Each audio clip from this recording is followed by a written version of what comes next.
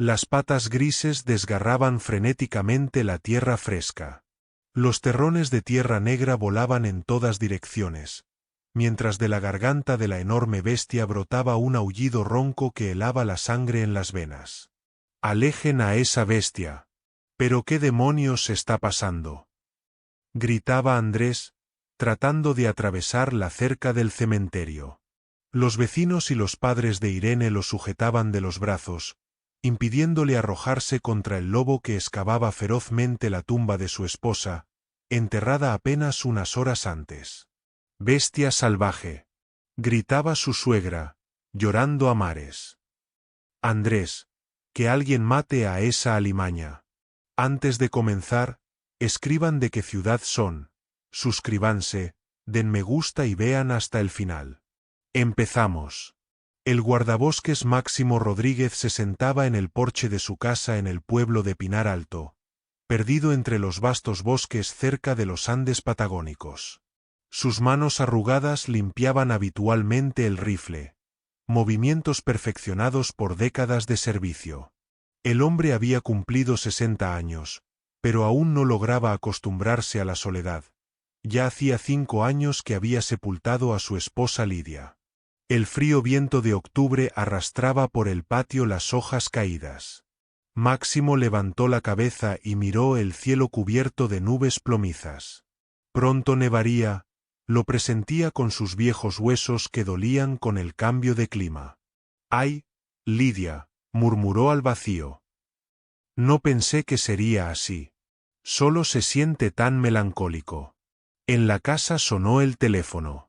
Máximo se levantó a regañadientes de los escalones chirriantes y entró al vestíbulo, donde colgaba un viejo aparato en la pared. «¿Sí?», dijo con voz ronca. «Hola, papá», se escuchó en el auricular la voz de su hija, Teresa. «¿Cómo estás?». «Todo igual, Teresa», respondió Máximo, apoyándose contra la pared. «Tranquilo. Deberías venir a vivir con nosotros a Bariloche», comenzó su hija por enésima vez. «¿Qué haces allí solo en el bosque? Tenemos una casa grande, hay lugar para todos». Máximo suspiró. Esta conversación se repetía una y otra vez, como un disco rayado. «No puedo, Teresa. Aquí está toda mi vida. El bosque es como una segunda esposa», terminó la hija por él. Lo sé, pero la salud no mejora, papá. Y hasta el hospital hay medio día de viaje desde donde estás». Después de la conversación, Máximo volvió al porche y tomó el rifle. Hoy necesitaba revisar el sector norte. Allí los cazadores furtivos se habían acostumbrado a poner trampas. Mientras el guardabosques se preparaba, tocaron a la puerta. «Entra, está abierto», gritó Máximo, cargando el rifle. En el umbral apareció Nicolás, un viejo chamán del campamento mapuche que se encontraba a 20 kilómetros de Pinar Alto. Bajo, nervudo, con el rostro surcado de arrugas como la corteza de un alerce centenario, se veía mucho mayor que sus 70 años.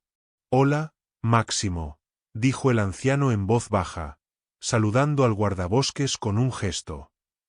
«¿Vas al bosque?». «Sí, tengo que revisar las trampas. Los furtivos se han vuelto muy descarados», respondió Máximo, observando al chamán. No era un visitante frecuente en Pinar Alto, no venía sin motivo. El chamán frunció el ceño y negó con la cabeza. «Ten cuidado hoy. Tuve un mal sueño. El bosque quiere decirte algo». Máximo sonrió. Respetaba las creencias locales, pero las percibía como hermosos cuentos, sazonados con la sabiduría ancestral de los habitantes del bosque. «Me las arreglaré, don Nicolás. No es el primer año que camino por el bosque». Los antiguos caminaron aún más tiempo, pero no todos regresaron, respondió suavemente el chamán. Luego sacó de su bolsillo una pequeña bolsa de cuero, bordada con cuentas de colores. «Toma.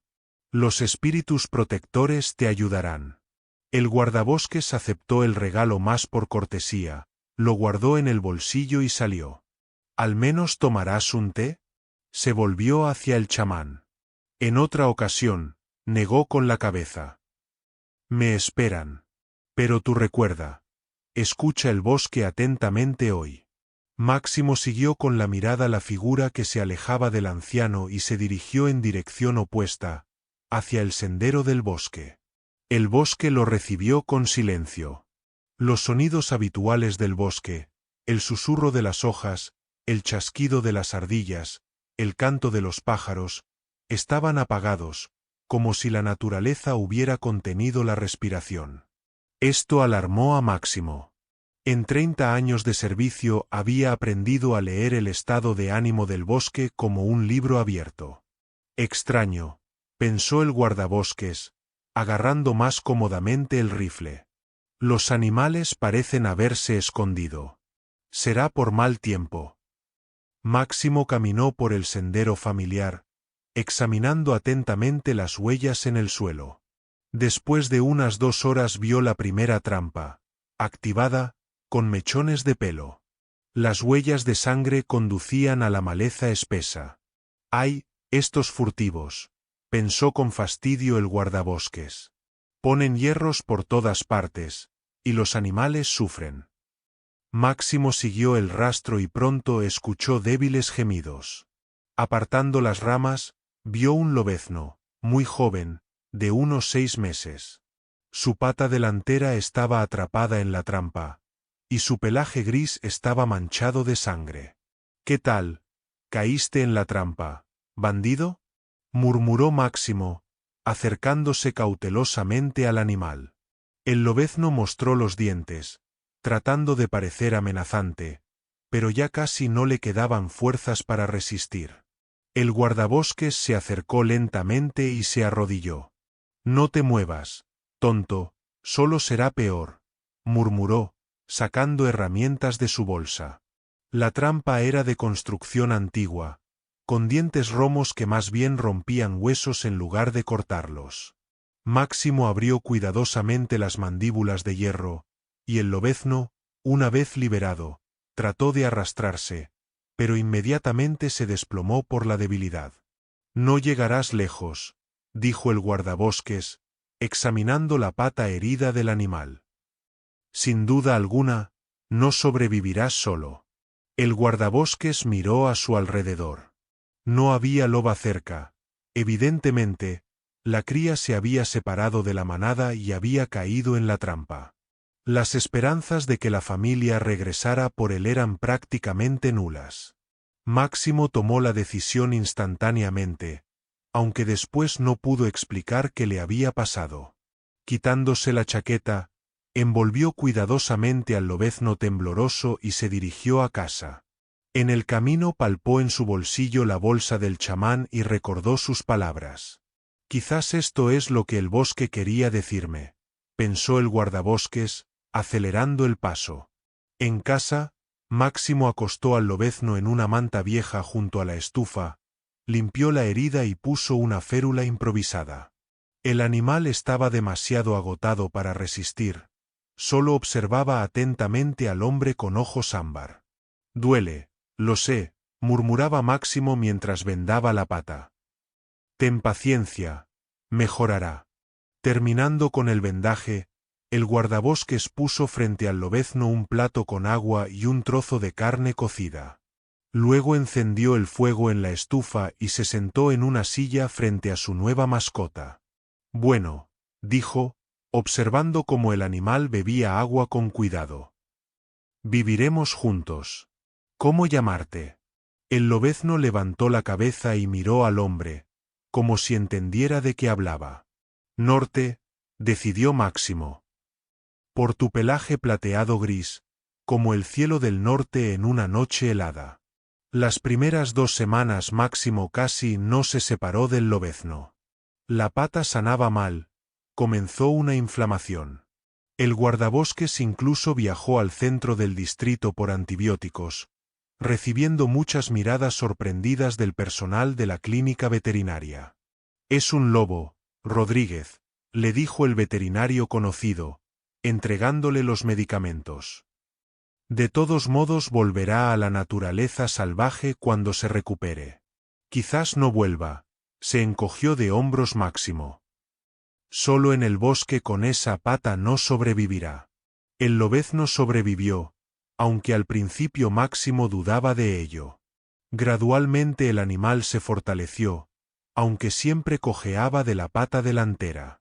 Para sorpresa de Máximo, Norte no trataba de huir al bosque, incluso cuando el guardabosques dejó de mantenerlo atado. Parece que entendió que solo no sobreviviría, decía Máximo cuando los vecinos se sorprendían de su mascota inusual. Algunos aldeanos al principio miraban al lobo con recelo, mantenían a los niños alejados de la casa del guardabosques. Pero con el tiempo se acostumbraron. Norte se comportaba mansamente, no atacaba a los animales domésticos y siempre se mantenía cerca de Máximo. El chamán Nicolás, al ver al lobo, asintió significativamente. Los espíritus te enviaron un protector, Máximo. Una vieja leyenda dice: el lobo que salvó un hombre, dará su vida por él.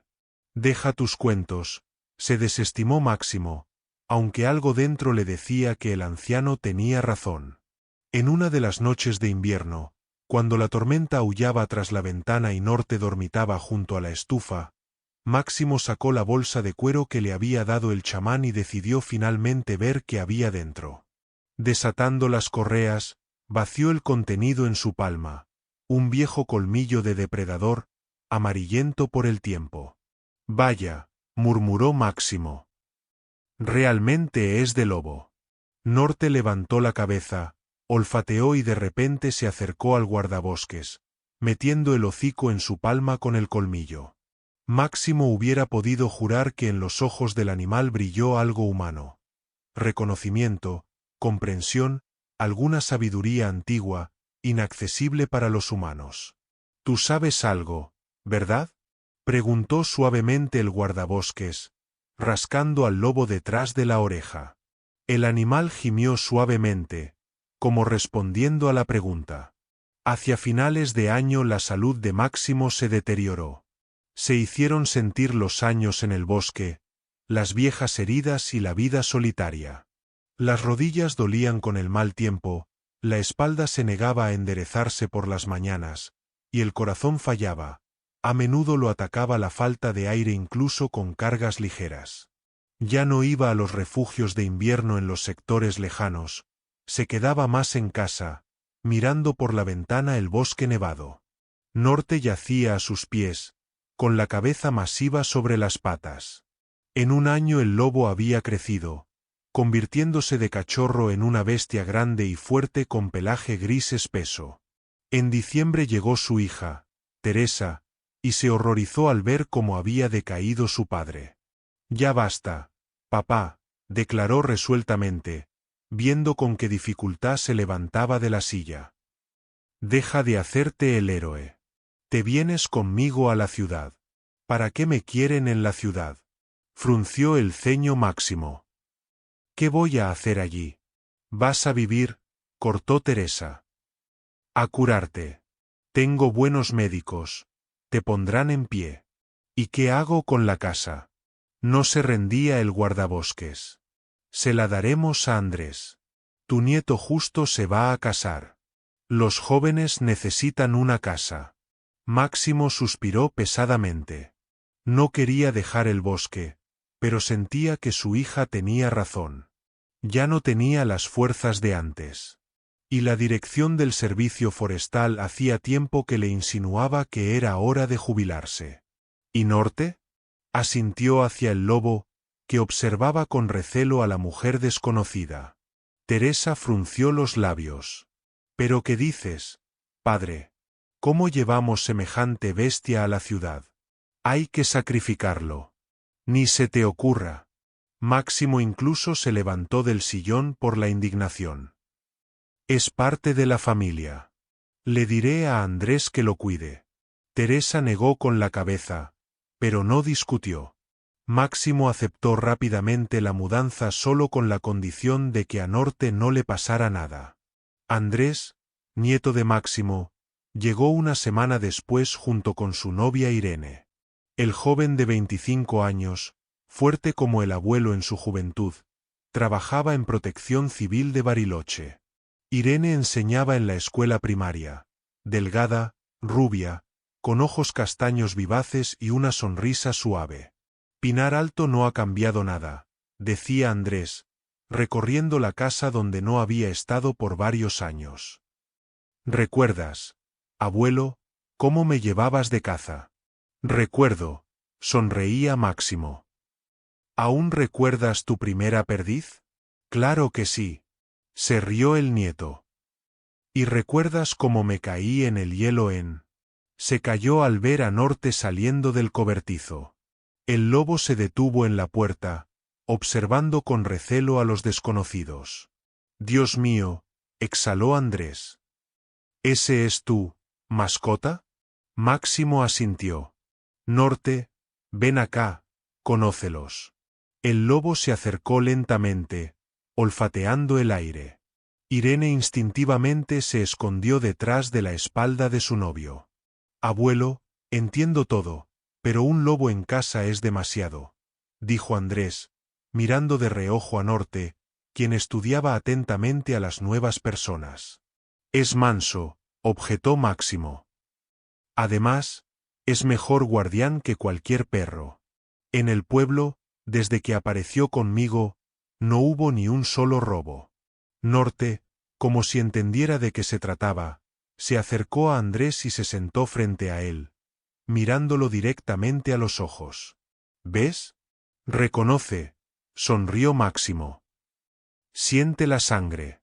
Andrés extendió la mano con cuidado, y el lobo, tras dudar, se dejó acariciar. Irene, sin embargo, se mantuvo a distancia, observando con recelo a la enorme bestia. Me asustó, confesó esa noche, cuando se quedaron solos en la habitación que les habían asignado. Es tan grande y mira así, como si viera a través de uno. No tengas miedo, Andrés abrazó a su novia. Si el abuelo dice que es seguro, entonces así es. Y si algo pasa, lo ataré con cadena. Irene se acurrucó contra Andrés. ¿Y realmente viviremos aquí? Tan lejos de la ciudad, de la civilización. Solo por un tiempo, la tranquilizó Andrés. Mientras el abuelo se trata, cuidaremos la casa. Y después decidiremos qué sigue. Quizás nos quedemos en la ciudad. Pero, ¿sabes? Miró por la ventana, donde tras el vidrio brillaban estrellas lejanas. Aquí hay algo especial. Recuerdo cuando venía de niño en las vacaciones. El bosque te atrapa. 3 días después Máximo, empacando sus pocas pertenencias, se fue con su hija a Bariloche. Al despedirse, acarició largo tiempo a Norte por el pelaje espeso. Tú cuida la casa, le decía al lobo. Y a ellos también, asintió hacia los jóvenes. Ahora son tu familia. Norte miró el auto que se alejaba hasta que desapareció tras la curva. Luego regresó lentamente al patio y se sentó en el porche, como un centinela en su puesto. En enero Máximo se mudó definitivamente con su hija en Bariloche, y los jóvenes comenzaron a instalarse en la casa. Andrés consiguió un traslado a la oficina local de Protección Civil, e Irene consiguió trabajo en la escuela rural. Con Norte se estableció una neutralidad frágil. El lobo reconoció a Andrés como amo, pero a Irene la trataba con recelo. La muchacha no lo molestaba, y él se mantenía a distancia. Al principio a Irene le fue difícil acostumbrarse a la vida en el pueblo del bosque. Chica de ciudad, nunca había vivido donde el cine más cercano estaba a 3 horas de viaje, y la única tienda funcionaba con horario flexible, dependiendo del humor de la dueña. Andrés, no puedo así, se quejaba en las primeras semanas. Aquí todos se conocen desde que nacieron, y me miran como a una extraña. Se acostumbrarán, la tranquilizaba su marido. Dale tiempo. Aquí hay buena gente, solo que no se abren inmediatamente. Gradualmente Irene realmente se adaptó. En la escuela la recibieron bien. Una maestra de primaria valía oro en el pueblo, donde los jóvenes buscaban irse a la ciudad. Los niños se sentían atraídos por la joven y enérgica maestra, y sus padres notaban agradecidos cómo había cambiado el enfoque de enseñanza. «Usted hace las clases tan interesantes, señorita Irene», le decía la madre de uno de los estudiantes. «Mi Diego antes no quería leer para nada, y ahora él mismo pide libros». Irene sonreía, sintiendo cómo se calentaba el alma con tales palabras. Quizás no era tan niña mimada de ciudad como pensaba de sí misma. La casa también gradualmente se volvía propia. Irene emprendió una pequeña remodelación. Cambiaron el papel tapiz en el dormitorio, pintaron la cocina, arreglaron las tablas chirriantes del piso. Andrés bromeaba que el abuelo no reconocería su guarida cuando regresara. Con los vecinos también se estableció gradualmente la comunicación. La gente en Pinar Alto vivía diferente, había nativos patagónicos, cuyos ancestros fundaron el pueblo aún en tiempos coloniales, había también forasteros, quien huía de la prisa urbana, quien buscaba el romance del bosque. La vecina anciana, doña Ana, frecuentemente pasaba por los jóvenes con un frasco de conservas o licor casero. «Solos están, hijitos», decía, examinando la casa con ojo de dueña. «Deberían tener niños, porque ¿qué clase de familia es sin hijos?». Irene sonreía avergonzada, y Andrés le guiñaba el ojo por encima del hombro de la vecina. Ellos planeaban una familia, pero por ahora se acostumbraban al nuevo lugar de residencia. Todo cambió en marzo, cuando Irene le comunicó a su marido la alegre noticia. Estaban esperando un bebé. Andrés brillaba de felicidad, ya planeaba cómo enseñaría a su hijo, estaba seguro de que sería varón, a pescar y caminar por el bosque. «Tendremos el bebé más montañés de Pinar Alto», decía, besando a su esposa. «Le enseñaré todo lo que el abuelo me mostró». Irene solo negaba con la cabeza, pero en el fondo del alma estaba contenta por el entusiasmo de su marido. Al fin y al cabo, precisamente por esto lo había amado, por esta sed de vida, por la habilidad de alegrarse con cosas simples. Una noche, cuando Irene estaba sentada en el sillón con un libro, Norte de repente se acercó a ella y cuidadosamente puso el hocico en sus rodillas. La muchacha se quedó inmóvil por la sorpresa. En todos estos meses el lobo nunca había mostrado interés especial en ella. «Andrés», llamó suavemente. «Mira». El marido, al ver esta escena, sonrió sorprendido. «Vaya». El abuelo decía que los lobos tienen un instinto especial. «Parece que entendió que estás embarazada». «¿Crees?», preguntó Irene con incredulidad, tocando cuidadosamente el pelaje gris. «Estoy seguro», asintió Andrés. «Ellos sienten estas cosas». Recuerdo que el abuelo contaba cómo durante su trabajo en la reserva los lobos siempre evitaban a los guardabosques con armas, pero calmamente permitían acercarse a quienes iban en paz. Desde entonces Norte comenzó a comportarse diferente, siguió a Irene a todas partes, durmió junto a la puerta de su dormitorio, y cuando la muchacha salía al patio, observaba atentamente cada paso suyo. Como un guardaespaldas, se reía Irene, ya acostumbrada a tal cuidado. Incluso comenzó a hablar con el lobo, contándole sobre sus planes y sueños, sobre la escuela, sobre los niños que enseñaba. «¿Sabes, Norte? Lo llamaremos Máximo, en honor al abuelo», decía, acariciando su vientre creciente.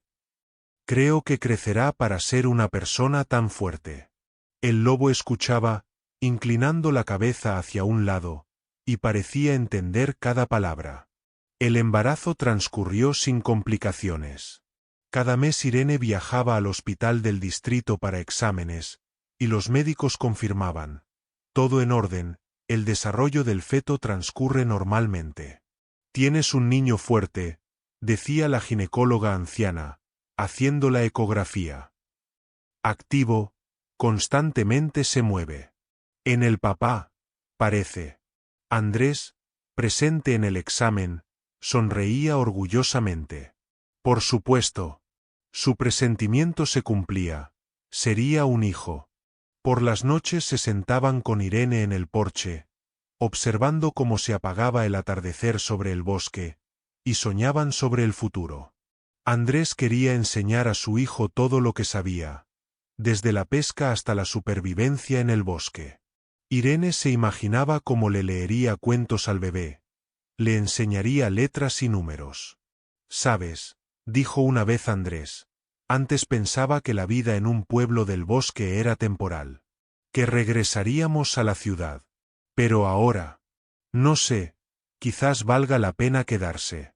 Aquí el aire es limpio, la gente es buena, el niño tendrá donde crecer». Irene reflexionó. Al principio le parecía que nunca se acostumbraría a la vida lejos de la civilización. Pero gradualmente Pinar Alto se volvió hogar. Llegó a amar el silencio de las noches, el aroma del bosque después de la lluvia, la sinceridad de los habitantes locales. «No me opongo», finalmente respondió. «Pero decidamos después del parto. ¿Sí? Nunca se sabe cómo saldrá todo». Andrés asintió y abrazó a su esposa por los hombros. En ese momento Norte, que yacía a sus pies, de repente levantó la cabeza y miró con recelo hacia el bosque. «¿Qué pasa?», preguntó Andrés, siguiendo la mirada del lobo. Norte se puso en pie, el pelo de su lomo se erizó, y de su pecho brotó un gruñido bajo.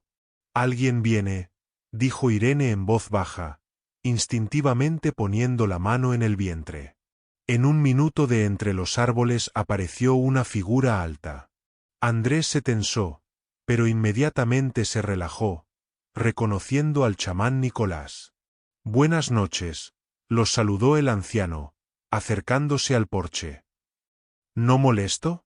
«¿Qué dice?». «Pase». Irene se levantó, cediendo el lugar al huésped. «¿Un té?». «Con gusto», asintió el chamán. Norte dejó de gruñir, pero continuó observando atentamente al huésped, sin quitarle los ojos ámbar. «¿Cómo está don Máximo?», preguntó el chamán, recibiendo la taza de manos de Irene. «Se está tratando», respondió Andrés. «Le hicieron una operación del corazón. Los médicos dicen que con tal velocidad de recuperación pronto regresará a casa». El chamán asintió, bebiendo el té.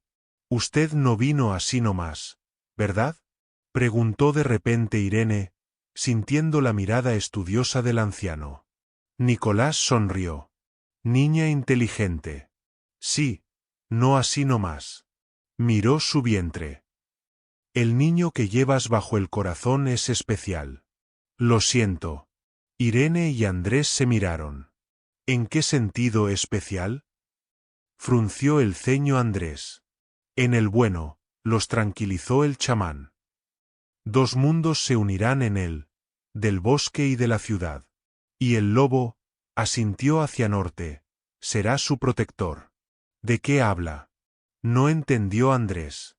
Nicolás sacó algo pequeño del bolsillo y se lo extendió a Irene. «Toma.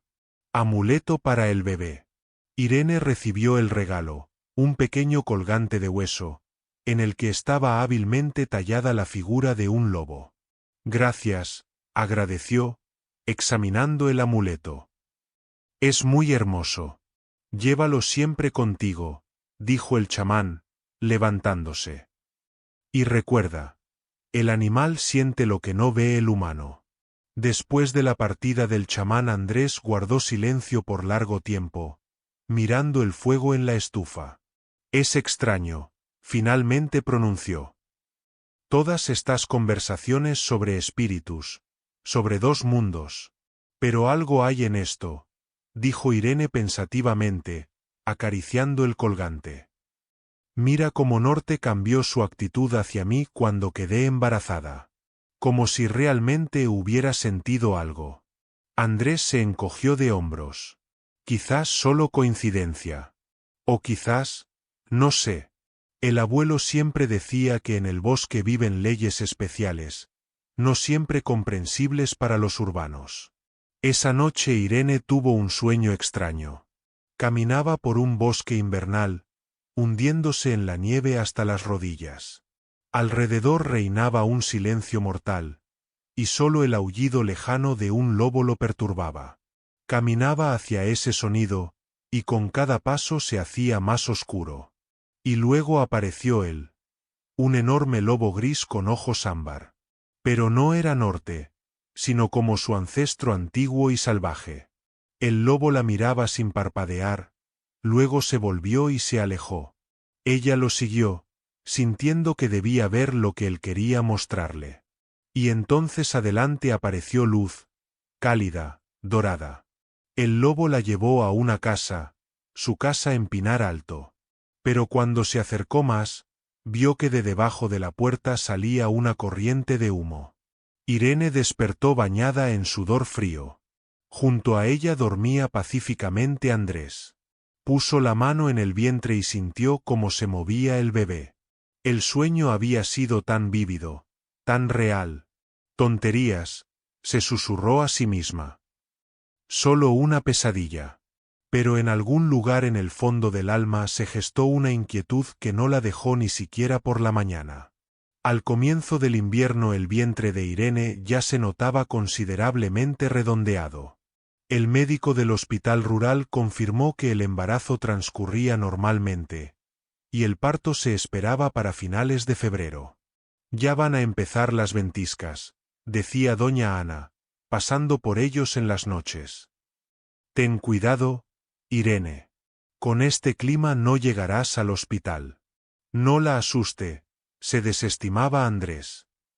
En Protección Civil tenemos motos de nieve. Si es necesario, la llevaremos inmediatamente. Andrés aisló la casa, preparó leña para todo el invierno y cada día llamaba a su esposa desde el cuartel, verificando que todo estuviera bien. La vieja estufa calentaba bien, pero requería atención constante, la leña se consumía rápido, y había que agregar nueva cada par de horas. Habría que llamar a un técnico en estufas, decía Andrés. Algo anda mal con el tiro. La leña arde desparejo. Falta muy poco para el parto, lo tranquilizaba Irene. Después lo haremos. En ese día fatídico, 15 de enero, el frío bajó de 30 grados. Andrés estaba de turno. En el pueblo vecino había ocurrido un incendio, y enviaron al equipo de protección civil a ayudar. Irene se quedó sola en casa, si no se cuenta a Norte, que ahora no se separaba de ella ni un paso. Hacia la noche se levantó una ventisca, la nieve cubrió los senderos alrededor de la casa, el viento aulló en la chimenea, creando una cacofonía espantosa de sonidos. Irene encendía la estufa, tratando de mantener calor en la casa. Se consume muy rápido, se quejó con su marido por teléfono. El técnico de estufas vendrá solo en una semana, respondió Andrés. Por ahora enciéndela más seguido. Y no olvides abrir la compuerta después de que se encienda la leña. Sí, recuerdo. Irene tocó su vientre creciente. El bebé está muy activo hoy, no para de patear. Futuro futbolista, se rió Andrés. Los amo. Me voy a retrasar. No me esperes. Te llamo cuando me libere. Nosotros también te amamos. Después de la conversación Irene volvió a echar leña en la estufa. La habitación ya se había llenado de calor, y comenzó a sentir sueño. Se acostó a descansar en la cama. Norte yacía en el rincón de la habitación, con la cabeza masiva sobre las patas. Últimamente casi no salía de casa, prefiriendo estar cerca de la dueña. Probablemente necesito abrir la compuerta, pensó Irene, pero el cansancio era más fuerte. Los párpados se hicieron pesados, y se sumió en el sueño. A Irene le vinieron sueños extraños, como si caminara por un bosque oscuro, y los árboles alrededor susurraran, tratando de decir algo. Luego aparecía una sombra gris, un enorme lobo que la llevaba a través de la espesura hacia la luz. Exactamente como aquel sueño que había tenido después de la visita del chamán. Despertó por la asfixia. En la habitación había un olor extraño, y la garganta le picaba. Irene trató de levantarse, pero la cabeza le dio vueltas, y cayó al suelo. La conciencia se nublaba, pero a través de la oscuridad que se acercaba vio a Norte. El lobo estaba sobre ella y gemía desesperadamente, tratando de despertarla. La compuerta fue el último pensamiento antes de que el mundo se sumiera completamente en las tinieblas. Andrés regresó a casa tarde por la noche. La ventisca se había desatado en serio, y el camino al pueblo estaba casi cubierto. Ya acercándose a la casa, escuchó el aullido de Norte, prolongado, lleno de desesperación. Algo pasó, entendió inmediatamente Andrés y corrió hacia las puertas. En el vestíbulo había un fuerte olor a quemado y algo más, que inmediatamente hizo picar la garganta. Andrés se cubrió la cara con la manga de la chaqueta y irrumpió en la casa. En la penumbra vio a Norte, que daba vueltas alrededor de Irene que yacía en el suelo. «¡Irene!», gritó Andrés, corriendo hacia su esposa. La agarró por los hombros, la volteó boca arriba. El rostro pálido, los labios azulados, no respiraba. No, murmuró, comenzando a hacer respiración artificial. «Resiste, querida, resiste». Con manos temblorosas sacó el teléfono y llamó a la ambulancia. Abrió todas las ventanas de par en par, dejando entrar el aire helado, y continuó los intentos de reanimación. Pero Irene no daba señales de vida. Tuvieron que esperar casi una hora. La única ambulancia de todo el distrito se había quedado atascada en el pueblo vecino por la ventisca. Cuando el paramédico, un hombre mayor con ojos cansados, finalmente examinó a Irene, solo negó con la cabeza. «Monóxido de carbono». ¿No abrieron la compuerta de la estufa? Pensé, ella sabía. Andrés no podía hilar las palabras. El paramédico tocó cuidadosamente el vientre de Irene. «Y embarazada. Término avanzado. Lástima, llegamos tarde. No puedo ayudar en nada». «¿Cómo que no pueden?». Andrés se agarró de la manga del médico. «Hagan algo. Hijo, está muerta desde hace varias horas», dijo suavemente el paramédico. «Reanimar es inútil. Y el niño, tampoco se puede salvar ya».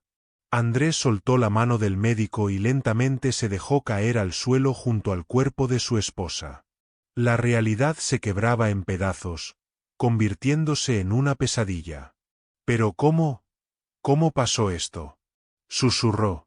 «Monóxido de carbono», repitió el paramédico.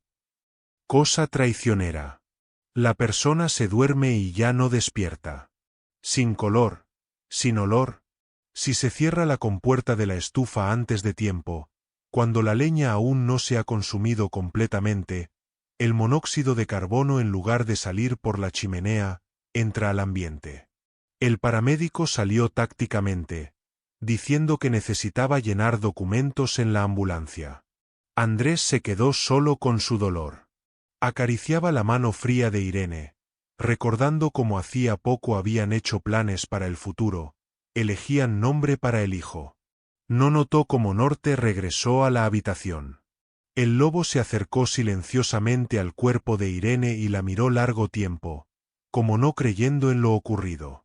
Luego se inclinó y comenzó a lamer cuidadosamente su mano.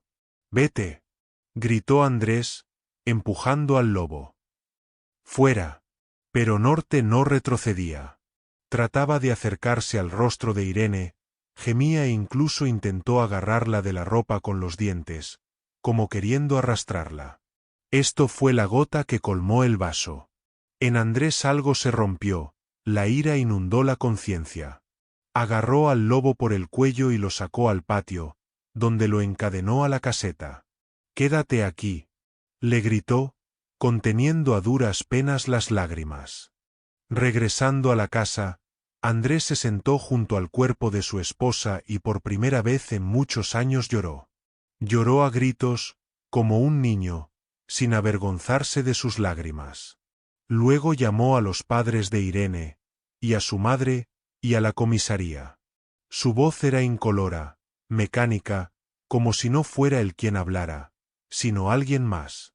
Toda la noche desde el patio se escuchó el aullido de Norte, prolongado, lleno de tristeza. A veces se calmaba, luego volvía a tomar fuerza, extendiéndose por toda la zona. Los vecinos negaban con la cabeza. El lobo siente la muerte, aúlla por la dueña. Andrés no durmió. Se sentó junto al cuerpo de Irene, tomándola de la mano, como esperando que en cualquier momento los dedos se movieran, que todo esto fuera un error terrible. Por la mañana llegaron los padres de Irene. La madre se retorcía en histeria, el padre fumaba silenciosamente en el porche, tragando lágrimas. Comenzó el ajetreo del funeral, había que tramitar documentos, encargar el ataúd, organizar el velatorio. Como si fuera a propósito, la ventisca no cesaba, y el camino al cementerio tuvo que ser despejado con tractor. La directora de la escuela donde trabajaba Irene, ella misma recorrió a todos los padres, comunicando la tragedia. Todo el pueblo se unió, ayudando como podían, quien con comida para el velatorio, quien con transporte, quien simplemente con apoyo moral. Andrés parecía petrificado.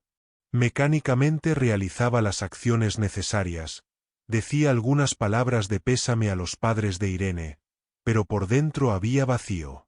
Un agujero negro que había absorbido todas las emociones, todos los pensamientos, toda la vida. Norte todo este tiempo permaneció encadenado. Dejó de comer y beber, solo a veces levantaba la cabeza y miraba la casa donde yacía el cuerpo de su dueña. Andrés casi no le prestaba atención. El dolor lo había vuelto ciego a todo el resto del mundo. Al segundo día llegó a Pinar Alto un investigador del centro del distrito, formalidad necesaria en caso de muerte por accidente. Examinó la casa, la estufa, hizo varias preguntas a Andrés y a los vecinos. Caso clásico de envenenamiento por monóxido de carbono, dijo, llenando el protocolo. Desafortunadamente, en el campo esto ocurre regularmente. Especialmente en invierno, cuando las estufas se encienden más intensamente. Pero ella sabía sobre la compuerta, dijo Andrés con voz ronca. Siempre le recordaba. El investigador se encogió de hombros. Cansancio, embarazo. Pudo simplemente olvidarse o dormirse antes de lo que pensaba. Cuando se resolvieron todas las formalidades, comenzó la preparación para el funeral. El ataúd fue instalado en la sala. Irene yacía en un vestido blanco, como una novia, con flores artificiales en el cabello. Las naturales no se conseguían en invierno. Las vecinas lavaron el cuerpo, la vistieron, todo como correspondía. El padre de Irene insistió en el velatorio, la familia era creyente. El sacerdote que vino rezó largo tiempo sobre el cuerpo, rociándolo con agua bendita. En el descanso bendito, concede el reposo eterno, Señor, a tu sierva difunta Irene, y hazle memoria eterna, pronunciaba cantando, balanceando el incensario. A Andrés le pasó un pensamiento amargo. ¿Qué descanso bendito? Una mujer joven, llena de vida, que llevaba un niño bajo el corazón que nunca vio la luz. ¿Dónde está la bendición ahí? El funeral se realizó al tercer día. Según la costumbre rural, llevaron el ataúd en brazos a través de todo el pueblo hasta el cementerio. Andrés caminaba tras el ataúd, sin sentir ni frío ni cansancio. Junto a él iban los padres de Irene y varios vecinos. El cementerio se ubicaba en una colina, a medio kilómetro del pueblo. En verano era hermoso allí, los pinos susurraban en el viento, cantaban los pájaros. Pero en invierno este lugar se veía triste y sin vida, como la muerte misma. La tumba tuvieron que cavarla con anticipación. La tierra se había congelado tanto que la pala no entraba. Trajeron una pequeña excavadora, por eso la fosa quedó pareja, con paredes prolijas.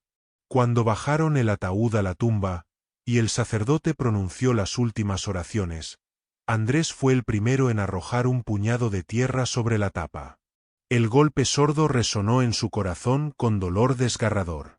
La gente se acercaba por turnos a la tumba, arrojaba flores y puñados de tierra, pronunciaba palabras de pésame. Todo como en una niebla, como si no fuera con él.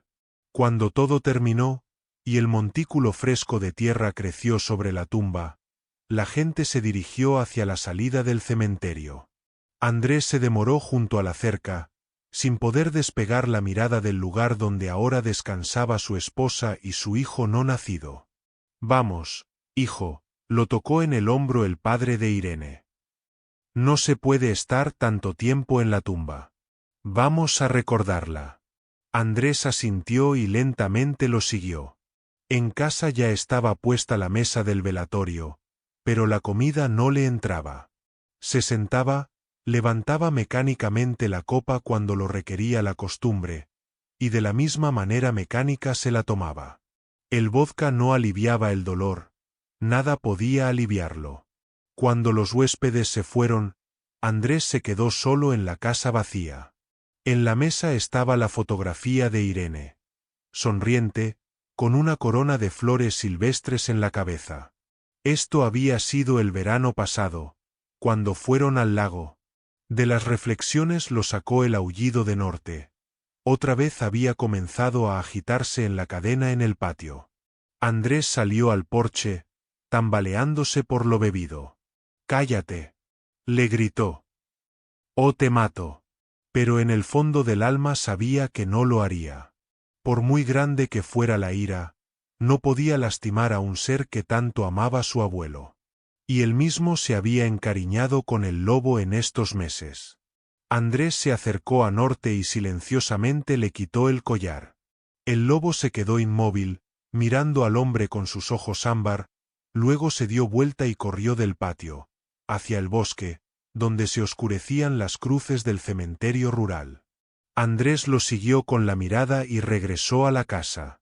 Allí sacó del armario una botella de vodka y se sentó junto a la ventana, mirando la oscuridad tras el vidrio. Mañana, pensó. Mañana pediré el traslado de vuelta a la ciudad. Aquí ya no hay nada que hacer. Andrés bebía, sin sentir el sabor. En algún momento se durmió directamente en el sillón, sosteniendo aún en la mano el vaso vacío. Por la mañana lo despertó un golpe en la puerta. En el umbral estaban los padres de Irene. «Vamos al cementerio», dijo la suegra. «A visitar a nuestra niña». Andrés asintió, sintiendo como la cabeza se partía por la resaca. Se lavó rápidamente con agua fría y salió al patio, donde ya esperaba el auto del suegro.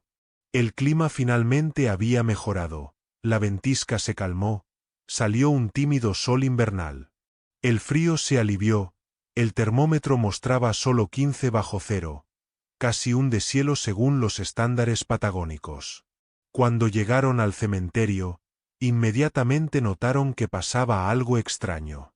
En las puertas se aglomeraba gente, alguien gritaba y gesticulaba. «¿Qué pasó?», preguntó el suegro, saliendo del auto. «Hay un lobo», respondió alguien de la multitud. «Está desenterrando una tumba». «¿Qué tumba?», se heló Andrés. «La de ayer, donde enterraron a la joven». Andrés corrió hacia las puertas del cementerio, empujando a la gente. Corriendo entre las filas de cruces y monumentos, vio una escena terrible. Norte excavaba frenéticamente la tierra en la tumba de Irene. La mitad del montículo ya estaba destrozada, y el lobo evidentemente había llegado hasta la tapa del ataúd. «Dios mío, ¿qué está haciendo?», gritó la suegra que había llegado corriendo. «Deténganlo». Alguien de los hombres levantó una pala, pero Andrés le agarró la mano. «No lo toquen. Es nuestro lobo». Pero está destruyendo la tumba de tu esposa. Se indignó el hombre. Hay que matarlo. Norte finalmente logró arañar las tablas del ataúd. De repente se detuvo, inclinó la cabeza hacia un lado y puso la oreja en la grieta que se había formado. Luego saltó hacia atrás y aulló. No como antes, sino cortamente, entrecortadamente, como dando una señal. Y en ese momento desde la tumba se escuchó un gemido. Todos se quedaron inmóviles, no creyendo a sus oídos. Y luego la gente se lanzó hacia la tumba, ampliando el hoyo que había cavado el lobo. Andrés trabajaba con las manos desnudas, desgarrando la tierra, sin notar cómo las uñas se rompían y las palmas sangraban. «Traigan palas», gritó alguien. «Y con las manos cuidado. Ahí hay una persona». Cuando abrieron el ataúd, Andrés vio el rostro de su esposa, pálido, pero no azul mortal como 3 días antes. Y también vio cómo se movieron sus pestañas. «Está viva», gritó, tomando a Irene en brazos. «Ambulancia. Llamen una ambulancia». Pero no había tiempo que esperar. Acostaron a Irene en el asiento trasero del auto del suegro, y éste corrió al hospital del distrito. Nadie notó cómo tras ellos corría Norte, cojeando de la pata delantera, pero sin quedarse atrás ni un paso. En el hospital llevaron inmediatamente a Irene a cuidados intensivos. Andrés se paseaba por el pasillo, sin encontrar lugar. 1 hora después salió a verlo el médico, un muchacho joven, recién llegado por distribución. «¿Usted es el esposo?», preguntó. Andrés asintió. «Sorprendente, pero está viva. Estado estable». «¿Cómo? ¿Cómo es posible?», susurró Andrés. «Esto se llama sueño letárgico», explicó después el médico jefe, que se unió al examen. «Fenómeno muy raro. La persona cae en un estado cercano a la muerte clínica, pero el cerebro continúa funcionando a nivel mínimo. La respiración y los latidos del corazón se vuelven tan débiles que es imposible notarlos sin equipo especial». «¿Y el paramédico?». «Él dijo que estaba muerta. En las condiciones de su casa, sin equipo, es prácticamente imposible distinguir el sueño letárgico de la muerte», explicó el médico. «Incluso yo, muy probablemente, habría llegado a la misma conclusión». «¿Pero cómo sobrevivió 3 días y luego bajo tierra?», preguntaba el conmocionado Andrés. «En tal estado el organismo casi no gasta oxígeno», respondió el médico. «Y en el ataúd habría alcanzado para varios días. Pero entiende que si no fuera por el lobo». Se calló, sin terminar. «Entiendo», asintió Andrés. «Si no fuera por Norte, ambos sabrían». El médico frunció el ceño. «Por cierto, sobre ambos. Hicimos una ecografía. El feto está vivo, se escuchan los latidos. Pero el estado es crítico. No quiero dar falsas esperanzas, se necesita observación y tiempo». Andrés se dejó caer en una silla, sintiendo como las piernas se le doblaban por una nueva ola de emociones. «¿Puedo verla?». «Por ahora no, está inconsciente. Estamos haciendo todo lo posible. Váyase a casa, descanse.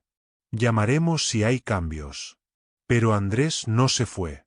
Se sentó en el pasillo junto a las puertas de cuidados intensivos todo el día y toda la noche. Por la mañana le permitieron entrar por poco tiempo. Irene yacía pálida, envuelta en tubos y cables. Del no se le llegaba una máscara de oxígeno. La mano la atravesaba la aguja del suero. Pero respiraba. Su pecho se levantaba y bajaba lentamente al ritmo del aparato. «Irene», Andrés tocó cuidadosamente su mano. «Estoy aquí. Regresaste a nosotros. Por favor, despierta». Pero Irene no reaccionaba. La enfermera tocó suavemente a Andrés en el hombro. «Tiene que irse. La llamaremos cuando haya cambios». Andrés salió de la habitación y se topó con el chamán Nicolás, que de alguna manera se había enterado de lo ocurrido y había venido al hospital. «Viva», dijo el anciano afirmativamente, no como pregunta. «Sí», asintió Andrés. «Pero sin conciencia. ¿Y el niño? Los médicos no están seguros». El chamán negó pensativamente con la cabeza. «El lobo la salvó de la tierra, pero no de la oscuridad. Ella aún vaga entre mundos». «¿De qué habla?», frunció el ceño Andrés. «Su espíritu busca el camino de regreso», explicó el chamán. «Y el lobo puede ayudar». «¿Norte?». Andrés recordó cómo fielmente el lobo había corrido tras el auto hasta el mismo hospital. «Está aquí, esperando en la entrada. No lo dejan pasar». «Deben dejarlo pasar», dijo firmemente Nicolás. «Él es su ancla en el mundo de los vivos». Andrés ya no se sorprendía de nada.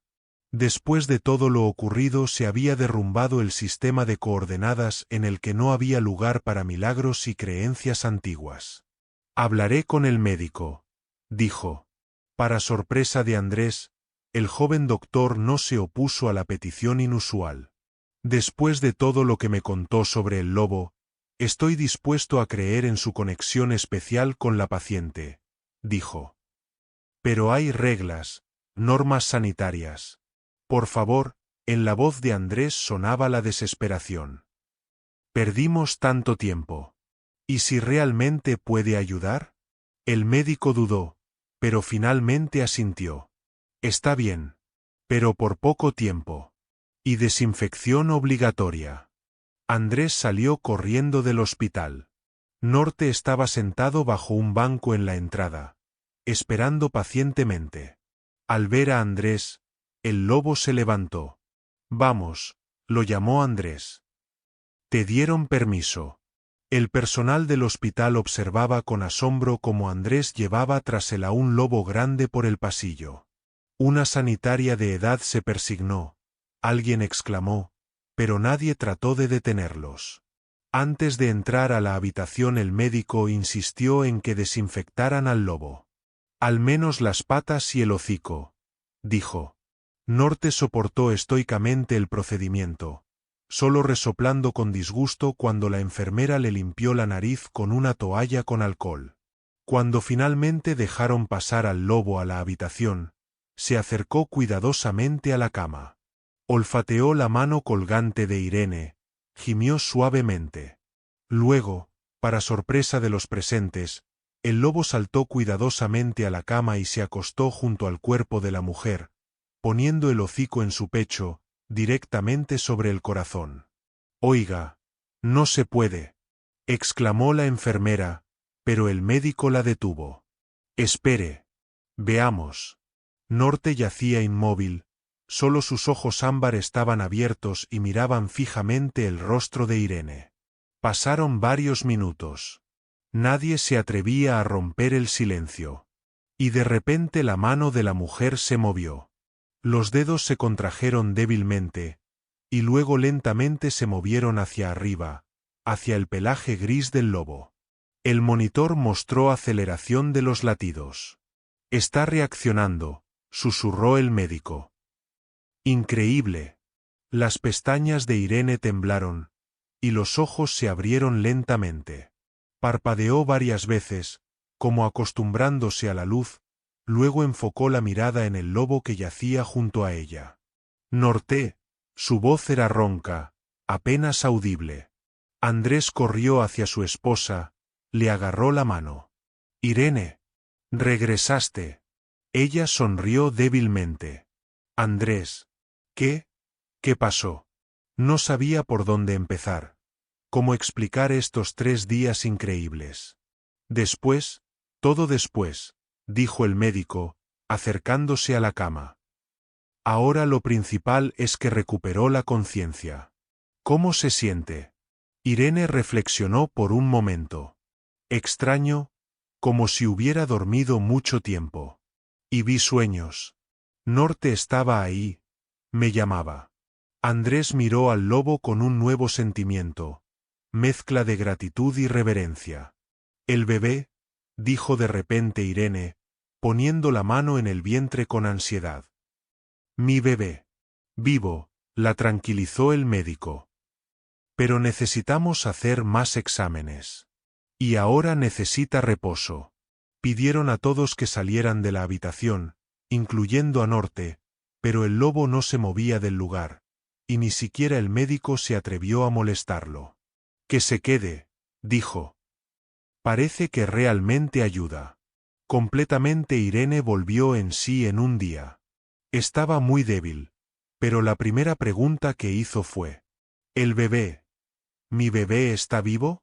Los médicos hicieron exámenes y con sorpresa constataron: se escuchan los latidos del feto. Estables. Sorprendente, pero el bebé está vivo. Y, por lo que parece, se desarrolla normalmente.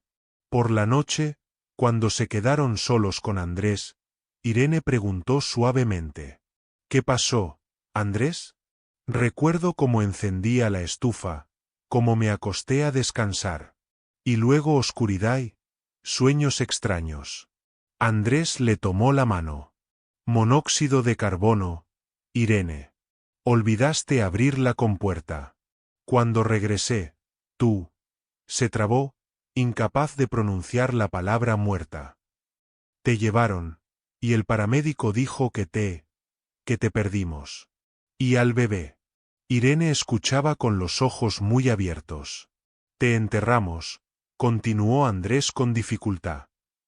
Y al tercer día Norte vino al cementerio y comenzó a desenterrar la tumba. Él te escuchó. Lo sabía, susurró Irene. Lo escuché, Andrés. Él aullaba sobre la tumba. Yo estaba como profundamente bajo el agua. No podía moverme, pero lo escuchaba. Me llamaba. Tuvieron suerte, dijo el médico, entrando a la habitación. Vivieron lo que en medicina se llama muerte aparente o sueño letárgico. Sus funciones vitales se ralentizaron al mínimo, tanto que sin equipo especial era imposible determinar señales de vida. ¿Esto por el monóxido de carbono?, preguntó Andrés. Probablemente, combinación de envenenamiento y particularidades del organismo, explicó el doctor. Tales casos son muy raros, pero están descritos en la literatura médica. Hubo tiempos cuando enterraban a la gente con campanitas atadas a la muñeca, justamente para el caso de entierro prematuro. ¿Y el bebé?, preguntó Irene. ¿Cómo pudo sobrevivir? Esto es aún más sorprendente, reconoció el médico. El feto resultó extraordinariamente resistente a la hipoxia. Posiblemente influyó el hecho de que durante el embarazo el feto ya existe en condiciones de contenido reducido de oxígeno. Se calló, luego agregó: pero el principal misterio es su lobo. ¿Cómo entendió que estaba viva? La medicina no puede explicar esto. Irene extendió la mano, acariciando a Norte que yacía junto a ella. Quizás no todo en este mundo se puede explicar con la ciencia. A la habitación asomó inesperadamente la enfermera. Aquí tienen un visitante extraño. No lo dejamos pasar, pero ya lleva 3 días sentado en la entrada. Dicen que es un chamán del campamento vecino. ¿Don Nicolás?, se sorprendió Andrés. Déjenlo pasar, por favor. El anciano entró a la habitación, apoyándose en un bastón tallado. Al ver a Irene sentada en la cama, sonrió. El alma regresó a su casa. Bien. Se acercó más y puso en la mesita un pequeño envoltorio. Esto es para ti. Y para el bebé. Irene desenvolvió la tela y vio el mismo colgante amuleto con el lobo que el chamán le había regalado antes. Pensaba que lo había perdido. ¿De dónde lo tiene?, preguntó. Los espíritus lo devolvieron, respondió simplemente el anciano. Ahora llévalo siempre. Te protegerá. Norte levantó la cabeza y miró atentamente al chamán. Nicolás extendió la mano, y el lobo permitió que tocara su cabeza. «Cumpliste tu destino», le dijo suavemente el anciano al lobo en un idioma que ninguno de los presentes entendía. Una semana después dieron de alta a Irene del hospital. Los médicos insistieron en exámenes regulares. El caso era único, y querían asegurarse de que ni la salud de la mujer ni el desarrollo del feto hubieran sufrido. Regresar a la casa donde había ocurrido la tragedia no fue fácil. Irene se detuvo en el umbral, presionando la mano contra el pecho. «No sé si podré», susurró. Andrés abrazó fuertemente a su esposa. «Lo superaremos juntos. Llamé a un técnico de estufas, ya revisó todo. Y compré detectores de monóxido de carbono. Esto no se repetirá». Norte, que se había metido bajo el brazo de Irene, gimió suavemente, como dándole ánimo. «Bueno», asintió ella. «Intentémoslo». La primera noche Irene casi no durmió. Tenía miedo de cerrar los ojos, como si eso pudiera devolverla a ese terrible olvido. Andrés no se separó de ella ni un paso, y Norte yacía junto a la cama, a veces levantando la cabeza para verificar que todo estuviera bien. Gradualmente la vida comenzó a volver al ritmo habitual. El pueblo bullía con las noticias. La historia del milagroso rescate de Irene se extendió no solo por el distrito, sino por toda la provincia. Vinieron periodistas, querían filmar un reportaje, pero Andrés se negó. Era demasiado pronto para convertir su tragedia personal en entretenimiento para el público. Un mes después ocurrió otro momento decisivo. Irene por primera vez después de lo ocurrido encendió la estufa.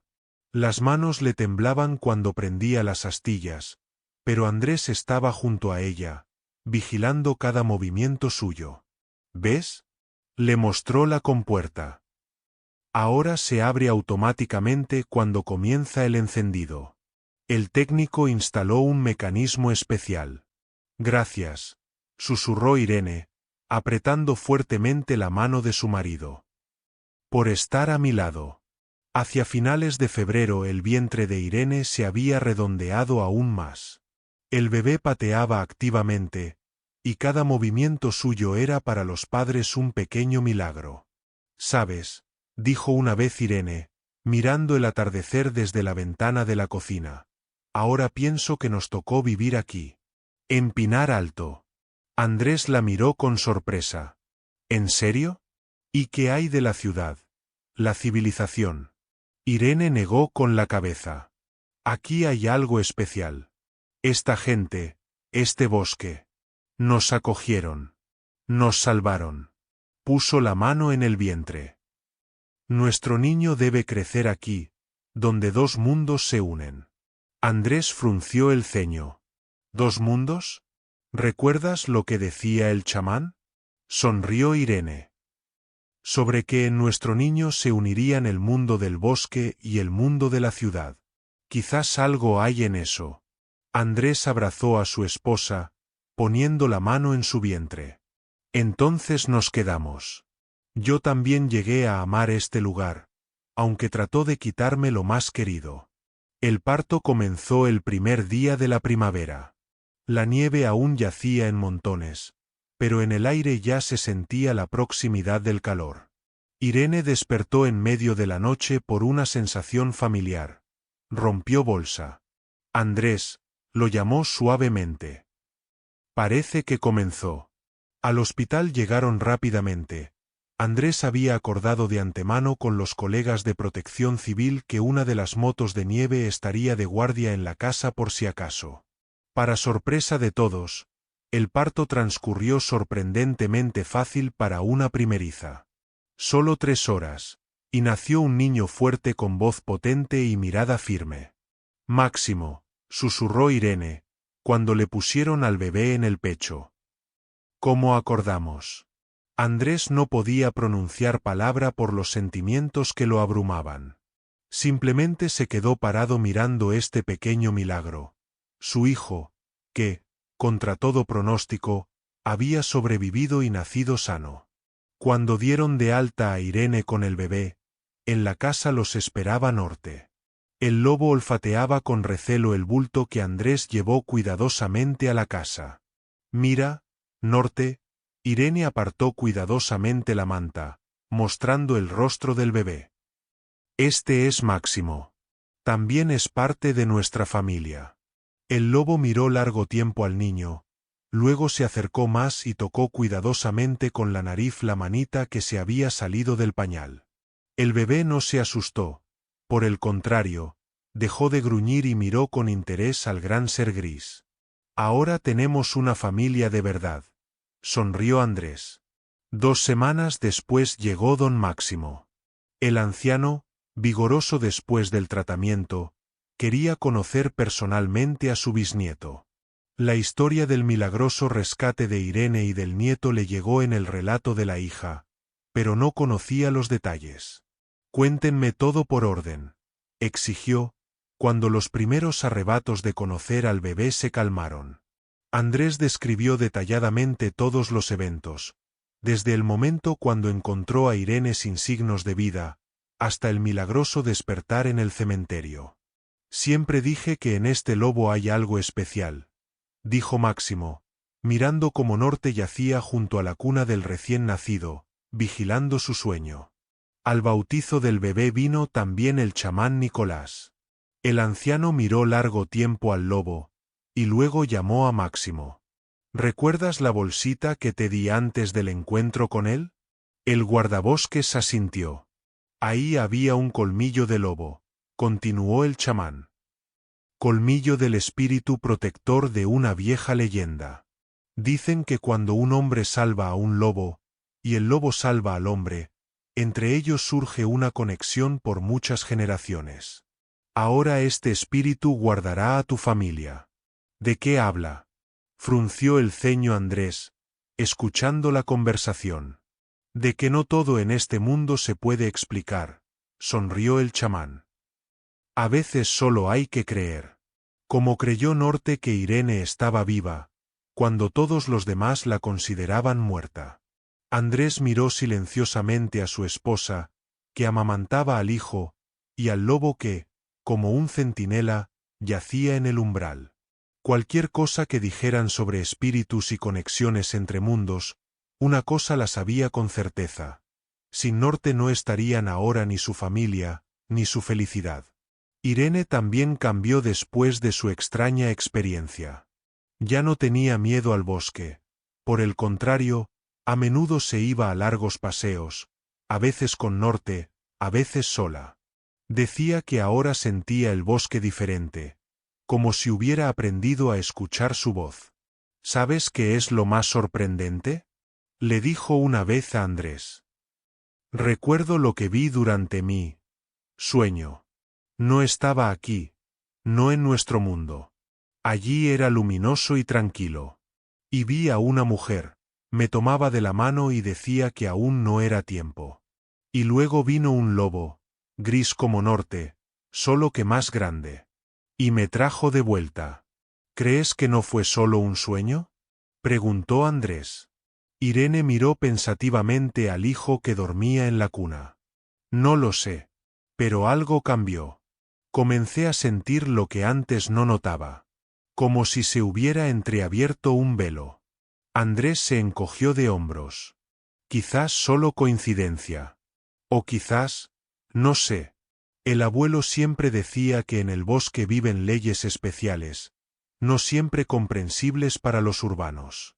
En la primavera, cuando los habitantes locales preguntaban a Andrés qué sentía después de todo lo vivido, respondía igual. Saben, todo cambió. Comencé a escuchar más a quienes están cerca, incluso si no pueden decir ni una palabra.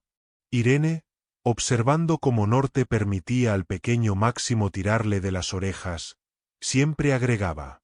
A veces la voz que salva la vida no suena de labios humanos. Y si la escuchan a través de tierra y piedra, no tengan miedo de confiar. 5 años después, el guardabosques don Máximo se sentaba en el porche de la casa de su nieto y observaba cómo su bisnieto de 5 años jugaba con el lobo envejecido pero aún fuerte. El niño lanzaba un palo, y Norte saltaba, atrapándolo en el aire, a pesar de la cojera.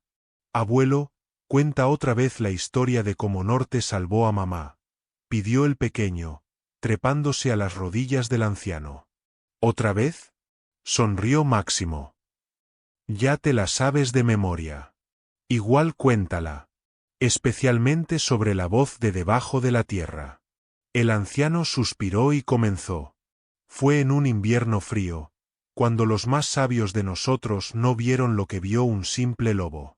Norte, al escuchar la historia familiar, se acercó y se sentó junto al porche, poniendo la cabeza masiva sobre las patas. En sus ojos ámbar se reflejaba el sol que se ponía, y en la profundidad de las pupilas se ocultaba una sabiduría inaccesible al entendimiento humano. De la casa salió Irene, sonriendo al observar esta escena.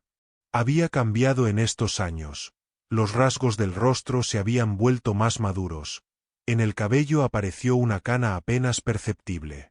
Pero los ojos brillaban con la misma calidez de antes. Pronto la cena, dijo. Andrés está por llegar del turno.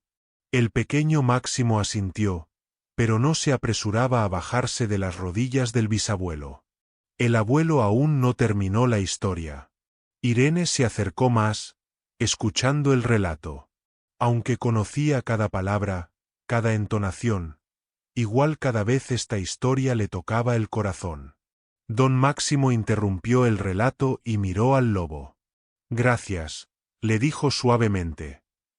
Por escuchar la voz que nadie más pudo escuchar. Y por un momento a todos les pareció que en la mirada de respuesta del animal brilló algo casi humano. Conciencia, gratitud y lealtad que no conoce fronteras entre mundos. Irene se acercó al lobo y se arrodilló junto a él. Lo abrazó por el cuello, pegó la mejilla al pelaje gris. Cada día agradezco al destino por ti, le susurró. Nos diste una segunda vida. A ambos. El pequeño Máximo saltó de las rodillas del bisabuelo y se unió a estos abrazos. Yo también te amo, Norte. Eres el mejor lobo del mundo. Y dentro de la casa, en la pared de la sala, colgaba una fotografía en un marco simple de madera. Andrés e Irene con el recién nacido Máximo, y junto a ellos se sentaba un lobo gris con ojos ámbar. En la esquina inferior de la foto alguien había escrito una inscripción. Familia es aquellos que escuchan tu voz, incluso cuando callas. Gracias por ver. ¿Qué piensan de esta historia? Compartan sus impresiones. Su comentario es muy valioso para nosotros.